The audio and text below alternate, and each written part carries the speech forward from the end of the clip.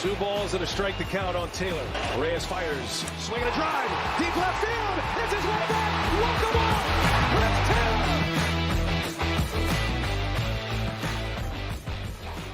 Hey everybody, welcome in to DodgerHeads presented by DodgerBlue.com. My name is Jeff Spiegel, joined today by Daniel Starkand. Daniel, we got bad news about the lockout, but we do have a little shred of good news if you're a Dodger fan. Dustin May progressing in his recovery. Of course, Dustin May injured on May 1st, ends up needing Tommy John surgery after just 5 starts.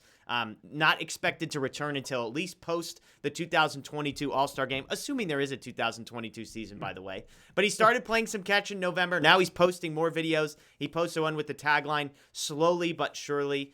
There is, it's fascinating to me because he can't rehab at the Dodger facility, which doesn't seem like a good thing, but that's one negative to the lockout. But I'm curious for you, Daniel. This is what I was thinking as I saw the video. The Dodgers, we've done some off-season planning type videos.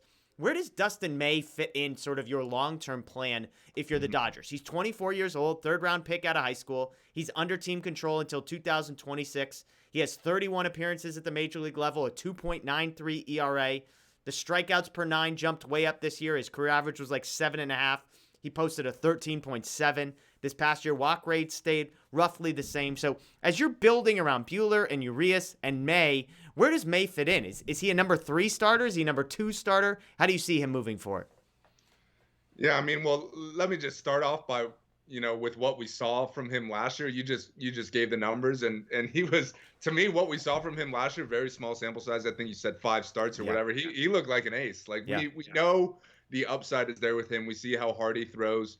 But until last year, he had a really low strikeout rate. He wasn't missing a ton of bats. His off-speed pitch, he really only had 2 pitches. Like he hadn't really had like any sort of breaking ball developed. It was really just the cutter and the 2-seam sinker, which even if you throw 98, 99, that could get really predictable. So but what we saw from him last year, it really seemed like he worked on that. That off-speed pitch the offseason before. He was throwing it a lot more, and that just makes all his pitches better. So he was missing a lot more bats. So to me, he was looking like a true ace, before he gets hurt. Obviously, it's hard to project what a guy's going to look like after Tommy John surgery, just because it's such a serious surgery. You basically got to learn how to throw all over again. With that being said, though, he's still really young, like 23 or 24, whatever he is. So I think, we know the Dodgers are going to be cautious. They're not going to rush him back by any means just because he has such a bright future ahead of him. But a lot of times we see guys, when they do eventually get back from Tommy John, like a year or 2 down the road, sometimes they look even better and sometimes they're throwing even harder, which is crazy to even think about with May. He was already throwing 100. You can't throw much harder than that. But I expect him to get back to full strength and get even better. So I still think if we're talking long term, I still view him as, an ace or a number 2 type starter. I'm not necessarily expecting that in 2022. Like when you said he might be back around the All-Star break, who knows? It looks like based off this short video he posted, it looks like everything's on schedule, which is always good to see, but that doesn't mean he's close to returning at all.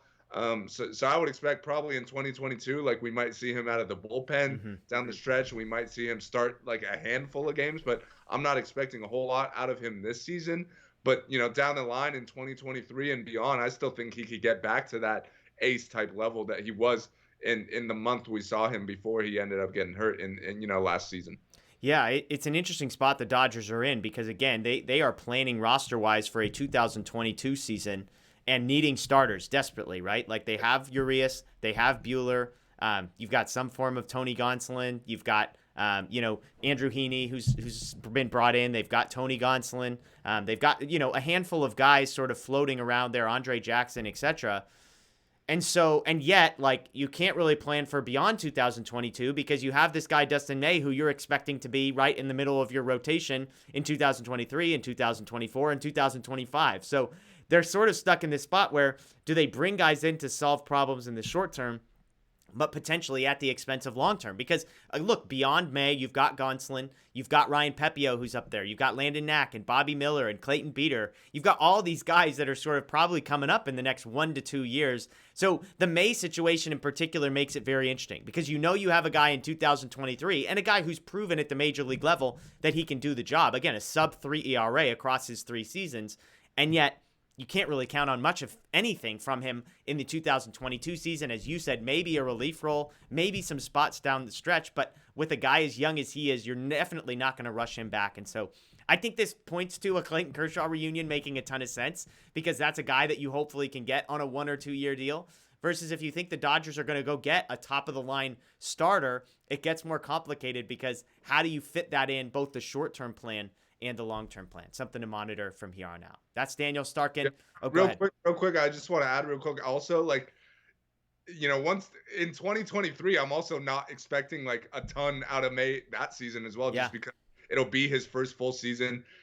He's never really thrown like 200 innings before, so it's not like they're just going to let him get back to that. So I would expect him to be on an innings limit in 2023 as well. So you're right. I think Clayton Kershaw makes perfect sense on like a 2-year deal, just because the next 2 years you don't know what you're going to get out of May. You don't know what you're going to get out of some of these young guys. As much as we'd love to believe they're just going to come up and contribute right away, like who knows. So I definitely think bringing someone in for the next couple years makes a lot of sense, and obviously we all love Clayton Kershaw, so yeah. No, it's a great point. It's a great point. So let us know what you guys think below. I mean, what are your expectations for May in 2022, in 2023? Does Kershaw make the most sense for you? That's Daniel Starkand. My name is Jeff Spiegel. As always, we appreciate you checking out Dodger Heads, presented by DodgerBlue.com. Check out Dodger Blue 1958 everywhere on social media, and as always, please subscribe, ring the notification bell here as well. See you next time.